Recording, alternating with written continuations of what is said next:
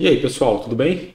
Bom, aqui é o Igor de novo e hoje nós vamos fazer uma API para integrar com o ViaSAP. Você que nunca fez integração com o ViaSAP, esse aqui é o seu vídeo. Então já não esquece de se inscrever, deixar seu like, compartilhar com os amigos e vamos lá. E para quem conseguiu chegar até esse vídeo aqui e achou o assunto interessante, eu estou deixando aqui nos comentários do vídeo também, na descrição na verdade, um link para um curso do zero ao especialista de dados, para quem quiser se especializar na área.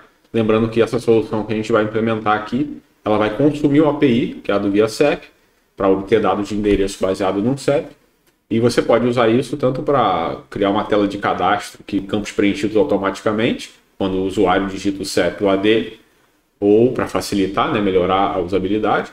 Ou se você tem uma base de dados muito grande que tem dados despadronizados, você pode usar também essa API para padronizar esses dados de endereço e fazer, fica muito mais fácil para fazer filtros, agrupamentos, etc. Então vamos lá.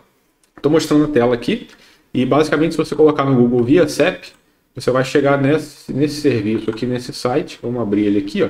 E ele é bem simples, tá vendo? Ele tem aqui o endereço. Ó, se eu clicar aqui, inclusive, ele deixa eu fazer um get já mostrando. Então se eu substituir esse pedacinho aqui da URL por um CEP qualquer, eu consigo, aqui na verdade ele estava colocando já um, né? Então ele já me traz aqui, ó, como é que vem esse retorno. Então, o que ele traz de informação baseada no CEP. A gente poderia usar aqui o site dos Correios, por exemplo. Seria uma boa. Só que os Correios é um pouquinho mais difícil porque eles têm mais serviços lá dentro. Para você fazer isso com eles, você precisa fazer um cadastro, ser pré-aprovado. Então, tem todo um trabalho extra ali. Mas se você estiver desenvolvendo, por exemplo, um e-commerce, alguma coisa do tipo, é super válido.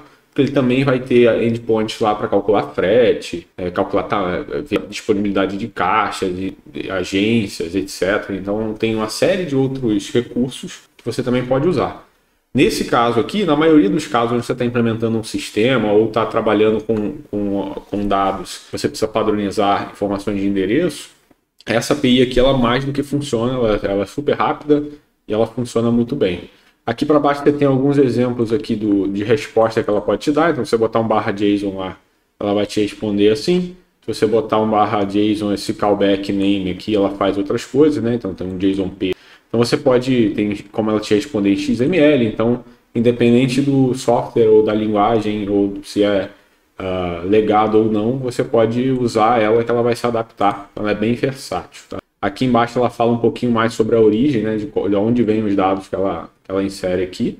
Além do CEP, ela também responde alguns outros dados, na maioria das vezes, né, que é aqui o número do IBGE, região, alguns códigos dia, DDD, etc. Então tem mais coisas aqui que você pode acabar usando, além de simplesmente um endereço. Então, vamos lá. Para começar, eu estou usando o Linux aqui. Se você estiver usando o Windows, esse procedimento é um pouquinho diferente, mas na prática o que eu vou fazer aqui agora é criar uma pastinha para o nosso projeto e abrir ela no VS Code. Então, se você estiver no Windows, você pode fazer isso só clicando com direito lá no lugar onde você quiser, no seu desktop ou na pasta que você quiser e criar uma pastinha do projeto e depois abrir ela com o VS Code. Se você estiver no Linux como eu gosto de fazer pelo terminal, então eu vou aqui no terminal, eu vou lá para o meu desktop. Normalmente eu não crio isso no meu desktop, mas nesse caso aqui, como é para o vídeo, eu vou criar no desktop, mas se você cria muitos projetos, está envolvido em muita coisa, cria uma pastinha específica para o seu projeto para te ajudar na organização, vai ser melhor no futuro. Então estou aqui no meu desktop, eu vou dar um mkdir e vou criar uma pasta aqui, vamos chamar de ViaSAP, vai ficar bem padrão. Depois que eu abrir no meu VS Code, eu vou dar um code ViaSAP. Já vai abrir meu VS Code aqui na pastinha, perfeito. Aqui dentro, o que eu vou fazer? Eu vou clicar com direito, vou criar um arquivo, que ele vai ser o meu app, eu vou chamar de app, você poderia dar qualquer nome que você quiser. Vou chamar de app.py e aqui dentro a gente vai desenvolver o código. De início, se for um projeto muito grande que você desenvolver, idealmente você poderia criar aqui, seria bom que você fizesse, um virtual env, né? E aí você está para quê? Para você separar suas dependências e ter tudo separadinho. Meu Visual Studio Code está alegando aqui que eu tenho que atualizar ele, mas eu não quero fazer isso agora, deixa de lado.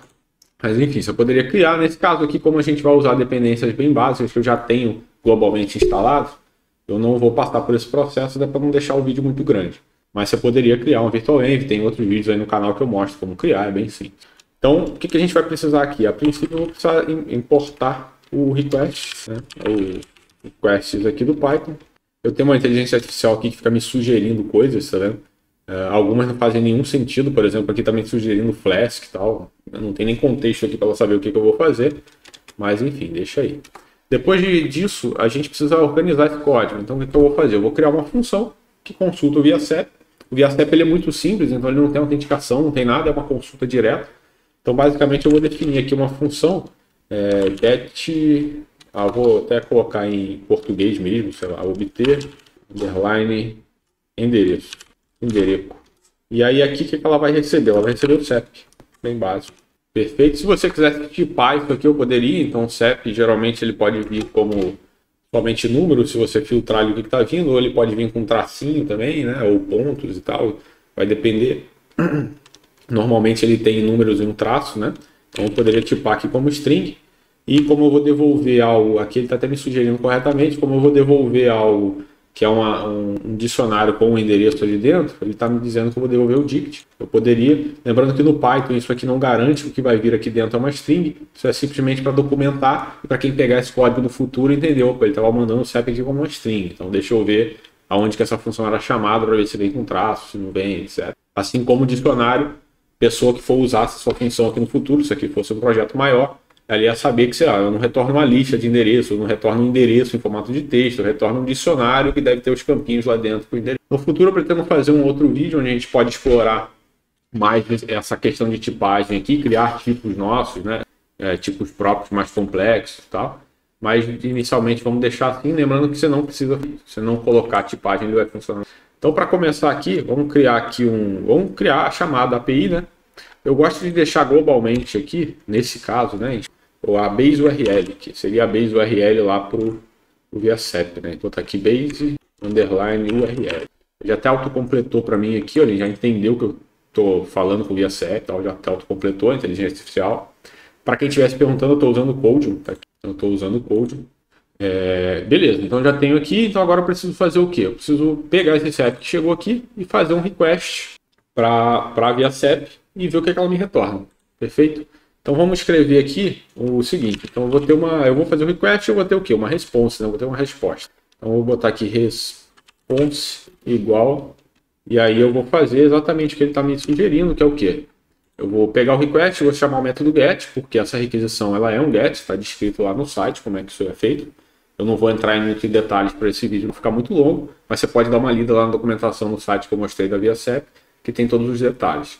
E aqui o que eu vou fazer? Vou pegar a URL base, que é essa que a gente colocou aqui em cima, vou colocar o CEP, que é o que veio aqui, então esse maisinho serve para concatenar, né? Então, vou concatenar o CEP aqui e vou colocar um /JSON, por quê? Porque a gente viu lá no ViaSep que ele tem como responder em outros formatos, né? Então em XML, JSONB, etc. Então nesse caso aqui eu quero um JSON simples, então eu coloquei um /JSON ali. Isso aqui vai montar uma URL inteira. Tem uma outra forma de fazer isso aqui, que seria usando o F aqui, ó, o F-string do Python, né? Então como é que eu faria? Eu envolveria o que é variável ou constante nesse caso aqui do base URL. Entre mustachezinho aqui, né? Eu não preciso mais decimais, eu posso simplesmente colocar assim. Não preciso dessa. Na verdade, esse cara aqui, ó, como ele é uma variável ali, eu colocaria assim. Então quer dizer, isso aqui é uma constante, está vindo aqui de cima, isso aqui é uma variável, está vindo daqui, né? É um parâmetro que foi passado aqui para essa função. E aqui é texto, então ele fica dessa forma. Aí aqui eu teria que fechar com aspa dupla, porque eu abri com aspa dupla.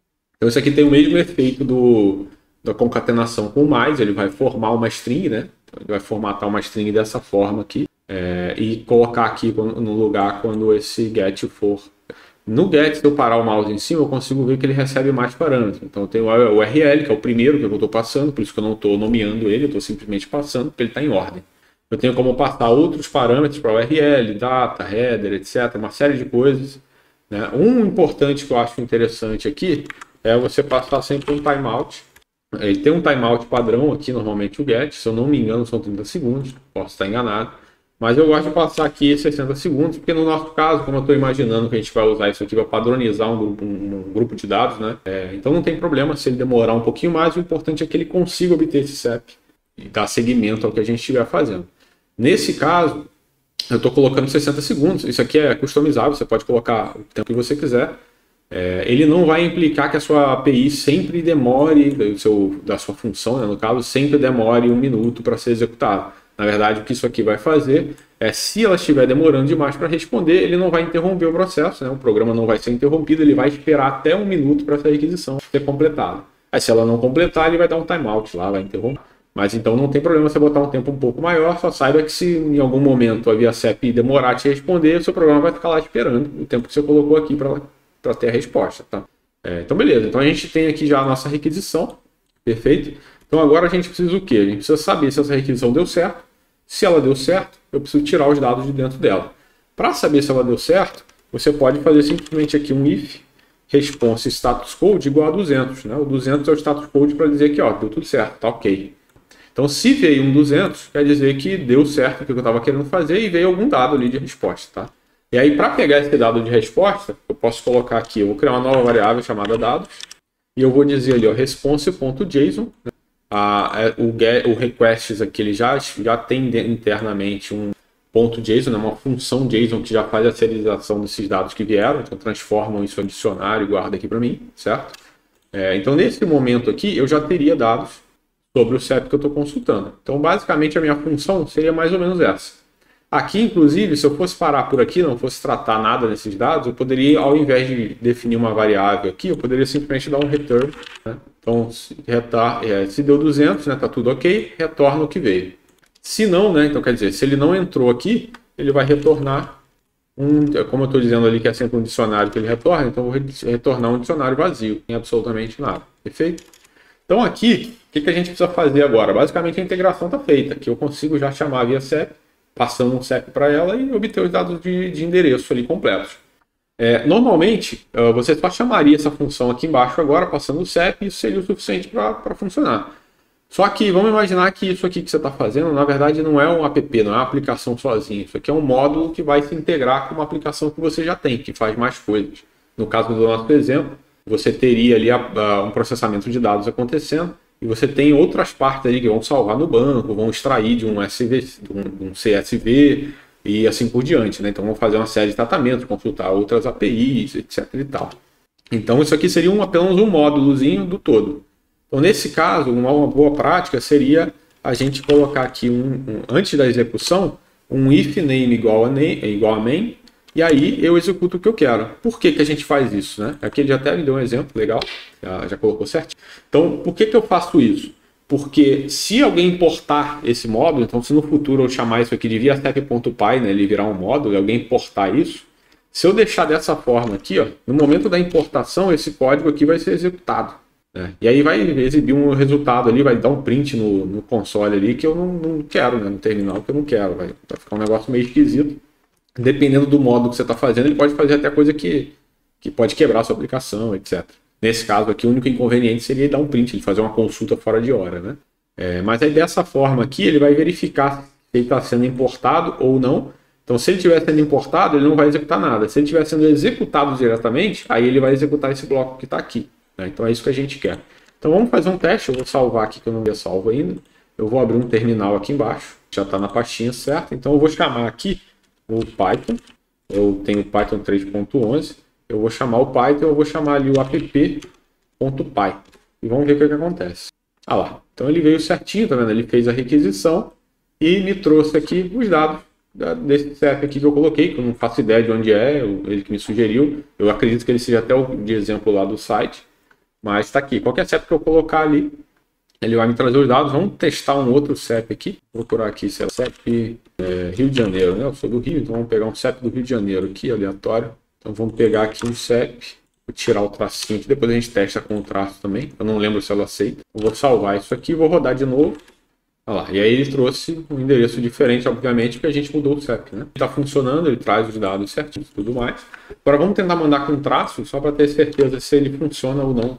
Eu não lembro, a gente vai descobrir agora. Então, se mandando com traço ou não, ele funciona, trouxe o mesmo endereço, né, que é o mesmo CEP. Então deu certo. Então, daqui, o que falta? Você integrar com a sua solução agora e fazer o que precisa fazer. Então, por exemplo, você tem um grupo de CEPs lá que você quer padronizar. Você faria um for aqui, inteiraria sobre essa lista de CEPs, iria consultando e buscando. Voltando só um pouquinho aqui nesse ponto do timeout, a gente colocou o timeout aqui como uma boa prática no caso de você estar pondo muitos dados, né? Você pode fazer um monte de requisições lá para a ViaCep e ela te dá um timeout ali, ela te fazer esperar um pouco, né? Te colocar numa fila, te fazer esperar, etc. E aí aqui você não perderia a requisição e tal, né? Ele esperaria um pouco mais por isso. Normalmente, pelo que pode ser visto aqui, a ViaCep ela responde bem rápido, então não chega nem a demorar um segundo ali, ela responde rápido. Mas, se você estiver fazendo requisição em massa, pode ser que dê algum problema. Inclusive, se você for fazer requisição em massa, passar de 100, sei lá, 1000 requisições que você for fazer em sequência, coloca um timeout aqui na sua própria aplicação, né? Coloca um sleep time aqui. A aplicação espere um pouquinho e você não sature a ViaCep. A gente tem que lembrar que a ViaCep é uma API grátis, está lá disponível para qualquer um usar. É super útil, muita gente usa e você não quer danificar nada, você não quer atrapalhar a vida de ninguém, né? Então coloca um sleepzinho ali, faz sua aplicação esperar um segundinho ali entre requisição, isso não vai matar ninguém e vai ajudar todo mundo que está usando lá essa API e vai com certeza manter ela grátis lá, né? Se os caras começarem a ter muito problema, eu não sei, eu não pesquisei quem é que mantém essa API no ar, mas se eles começarem a ter muito problema, tem um gasto muito grande com o servidor, por conta de muitas buscas ao mesmo tempo, provavelmente eles vão ou passar a cobrar por isso ou tirar isso do ar. Então, ela é uma API bem antiga, não pode ficar tranquila, funciona há muito tempo, tá? Há muito tempo no mercado, muita gente usa ela, vários sistemas que você já deve ter usado na internet para se cadastrar, que você viu que ele preenche ali dados de endereço automaticamente, quando você digita seu CEP e tal, provavelmente está usando ela por trás dos panos, tá? Então, pode usar tranquilamente, só ter esse cuidado. Então, era isso que tinha para o vídeo de hoje, pessoal. Vamos lembrar de novo aí, eu estou deixando o link aqui na descrição de um curso para você virar especialista em dados, muito bom. Eu recomendo. Deixa seu like, compartilha com os amigos e deixa um comentário aí para saber se você gostou e uma sugestão de um novo tópico aí, se você quiser ver algo que você queira ver, né, numa próxima videoaula. Beleza? Muito obrigado, até a próxima.